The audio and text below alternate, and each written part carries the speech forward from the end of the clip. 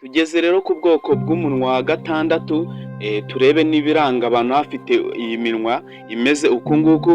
Nk'uko twari twamaze kureba amoko atanu atambutse, ngira ngo abantu batarebye iyo video muze kuyireba. Rero ubwoko bwa gatatu buritwa wide lips, ni iminwa ifite uburebure cyangwa uburebure bunini cyane.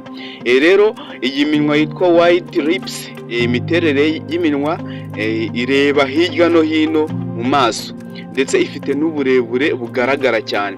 Ubusobanuro bw'uyu munwa rero wakwibaza ati nabwo ni iki? Abantu bafite iminwa miremire yitwa wide lips bakunze kuba bashyira hamwe kandi bafite impano zo kuyobora abandi, ndetse ngo baba banafite ubushobozi bwo gushyira ibikorwa mu bintu ahanini, ndetse n'imiterere y'ubuzima bwabo. Abantu ngo bakunze gufatanya n'abandi cyane, ngo kandi bafite ubushobozi bwo kwihanganira ibintu byinshi. Rero tuvuye kuri ubwo bwoko bwa gatandatu, reka twihute tugere no ku bantu bafite umunwa witwa small lips. Ni iminwa mito cyane, turebe n'ibiranga abantu baba bafite iminwa mito. Rero imiterere yabo, iminwa ifite umubyimba muto kandi itagaragara cyane.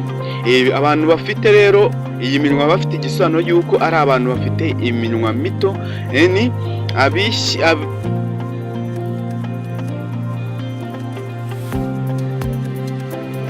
igisobanuro cyabo rero ngo ni abantu baba biyubashye cyane, ngo kandi bazi kwigenzura cyane ku buryo nta kosa wapfa kumusangamo yaguyemo, ngo kandi ngo baba bafite ubushobozi bwo gucunga amarangamutima yabo neza, kandi bakagaragaza ibyiyumvo byabo gusa ku gihe gikwiye. Imiterere y'ubuzima bwabo rero ngo ni abantu bakunda kwitwara neza mu mibanire, kandi ngo bashobora kugira urukundo ruto ariko rufite ubuziranenge. Ni abantu badakunda gukundaguzwa, bakunda abantu benshi bagiye batandukanye, bemerera umuntu umwe, kandi urwo rukundo bakarucunga cyane. Rero reka twigire ku bundi bwoko bwa munani bw'umunwa, busanzwe buzwi mu ndimi z'amahanga buzwi nka bottom heaven lips. Ngo ni umunwa wo hasi uruta uwo hejuru mu bunini. Rero uyu munwa uruta uwo hejuru mu bunini, abantu baba bafite iyi minwa rero ngo ni abantu bakunze gushaka umunezero no kwishima cyane mu buzima.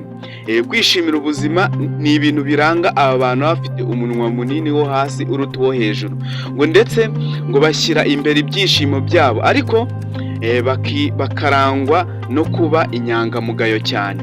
Rero abantu bafite uyu munwa nabo ni abantu baba bameze uko nguko, ndetse imiterere y'ubuzima bwabo ngo abo bantu bafite umunwa uruta uwo hejuru ari uwo hasi, ngo bakunde kugaragaza ibintu bishya, kandi bakarangwa no kugira imibereho y'ubuhanga cyane.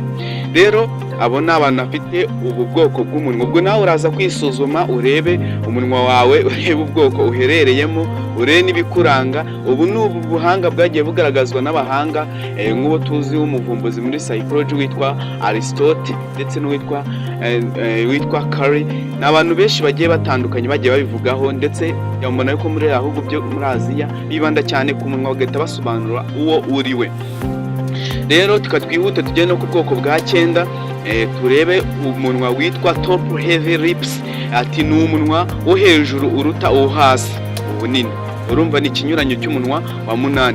Rero aba bantu bafite uyu munwa ati ni abantu bafite bakunda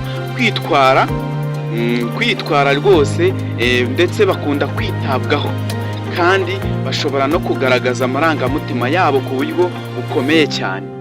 Abantu bafite uyu munwa wo hejuru uto hasi, ati baba bakunze kugaragaza iki? Amarangamutima yabo mu buryo bukomeye cyane, ndetse ngo baba banakunda kumva bari bahagaze neza mu mibanire. Bakunze kuba bumva baba bahagaze neza mu mibanire. Ni abantu rero baba bafite uyu munwa, niko bakunze kuba bameze. Noneho ubuzima bwabo ngo akenshi baba bifuza kubaho mu buryo bwerekana ko bakundwa kandi bitabwaho cyane. Rero aba ni abantu bafite uyu munwa wo hejuru tuwo hasi, dusanzwe tuzi nka top heavy lips. Ndetse abantu ngo ni abantu bakunda kumva yuko bahagaze neza mu mibanire. Ntabwo bajya bemera yuko mu mibanire baba bahagaze nabi. rero nk'uko ubwoko bw'iminwa ni 10, reka tujye ku bwoko bwa nyuma aribwo bwitwa uneven lips. Ni iminwa idahwanye rwose, ukabona umunwa nuhwanye n'undi wo hejuru kana nuhwanye n'uzi, ngo umurongo w'iminwa nuhwanye neza haba mu bunini cyangwa mu ishusho. Bisobanura iki rero? Abafite iminwa idahwanye akenshi bagira ibitekerezo byihariye kandi bagakunda gukora ibintu mu buryo bwabo butandukanye n'ubw'abandi. Aba ni abafite iminwa utamenya formule yabo, ndetse nk'imiterere y'ubuzima bwabo ati ni abantu batungurana cyane mu buryo bwiza, kandi baba bafite umwihariko wabo udasanzwe. Rero abana bafite umwihariko udasanzwe. Nyabona hano ni kuri Kibazo TV, njye ni Celestin Mutabazi, kana subscribe kugira ngo ujye ugezwaho n'ibindi byegeranyo, ndetse wandike na comment utubwire ikindi kintu twazabakoraho ubushakashatsi, kuko iyi ni televiziyo yanyu, turi hano ku bwanyu kandi tubagezaho ibyiza. Rero ubu bwari ubwoko bw'iminwa uko ari 10, ndetse ubwoko bw'iminwa ni bugaragaza neza imyitwarire n'imico y'umuntu nk'uko abahanga bagiye babivuga nka Aristote, ariko bushobora gutanga ishusho y'ubwiza cyangwa uburyo umuntu ashobora kwitwara ndetse no kwifata mu buzima bwa buri munsi. Rero ndabakunda cyane, duhure mu yindi video. Rero abantu batarebye igice cyabanje hano kuri iyi mpera ya video, dore ngiye kuhashyira iyi video kandeho kugira ngo uyibone, urebe nawe ubwoko bw'umunwa wawe ndetse n'ubwoko bwa sheri wawe afite, urahita umenya ukuntu uzajya umwitwaraho ndetse umenye n'uwo ari wo. Bye bye.